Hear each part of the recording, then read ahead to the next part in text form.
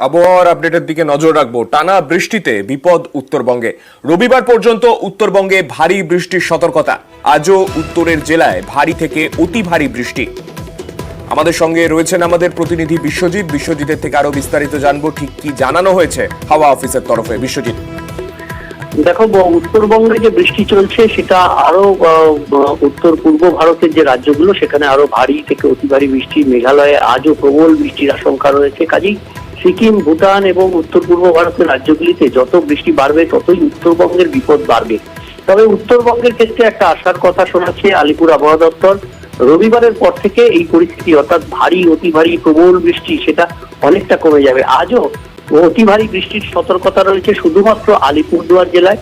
বাকি দার্জিলিং থেকে একেবারে মালদা পর্যন্ত সব জেলাতেই ভারী বৃষ্টির সম্ভাবনা রয়েছে।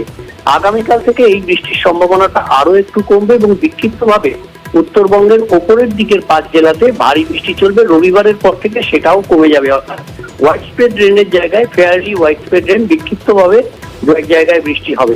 তবে দক্ষিণবঙ্গের ক্ষেত্রে আজ এবং আগামীকাল এই দুদিন বৃষ্টির সম্ভাবনা কিছুটা বেশি থাকবে, কারণ এই মুহূর্তে মৌসুমী অক্ষরেখা, যে সক্রিয় মৌসুমী অক্ষরেখা, সেটি ওড়িশার দিকে সরে গিয়েছিল, সেটি আবার বাংলার দিকে ফিরে এসছে এবং দীঘার উপর দিয়ে এই মুহূর্তে অবস্থান রয়েছে। এটি ক্রমশ সরে আসবে কলকাতা সহ এই দক্ষিণবঙ্গের উপকূলের জেলাগুলির দিকে সরে আসবে। আর তার ফলে এই যে বৃষ্টি, রিমঝিম বৃষ্টি, সেটা থাকবে। তবে ভারী বৃষ্টির সম্ভাবনা দক্ষিণবঙ্গে নেই, এমনটাই জানাচ্ছে আলিপুর আবহাওয়া দপ্তর। সানি, ধন্যবাদ।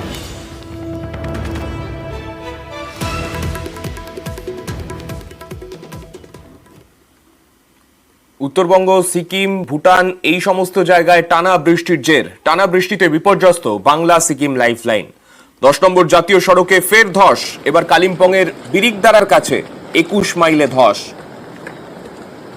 আমাদের সঙ্গে রয়েছেন আমাদের প্রতিনিধি পার্থর থেকে আরো জানতে চাইবো। পার্থ, এই যে জাতীয় সড়ক, এই জাতীয় সড়ক দীর্ঘদিন ধরেই এইভাবে বন্ধ হয়ে রয়েছে। এই জায়গায় রিস্টোরেশনের কাজ যখন একদিকে চলছে, সেই তার পাশাপাশি আবার নতুন করে এই ধসের ছবিও দেখা যাচ্ছে। কি পরিস্থিতি বর্তমানে? দেখো, আরো কিন্তু দুশ্চিন্তা বাড়ালো জেলা প্রশাসনিক প্রস্তাবে, কেননা এই যে 10 নম্বর জাতীয় সড়ক দীর্ঘদিন ধরে বন্ধ, শিল্পীদারা জাতীয় সড়কের বড় অংশ তিস্তা গর্ভে চলে গেছে। পাহাড় কেটে সেখানে রাস্তা সংকোচনের কাজ শুরু হয়েছে, কিন্তু বারবার বৃষ্টিতে সেখানে বাধাপ্রাপ্ত হচ্ছে। আবারও দুশ্চিন্তা বাড়ালো এই 21 মাইলে নতুন করে ধস। কিন্তু জাতীয় সড়কের বড় অংশ তিস্তা গর্ভে চলে গেছে। রাতভর অবিরাম বৃষ্টি চলছে, একদিকে কালিম্পং, অন্যদিকে সিকিম পাহাড়ে।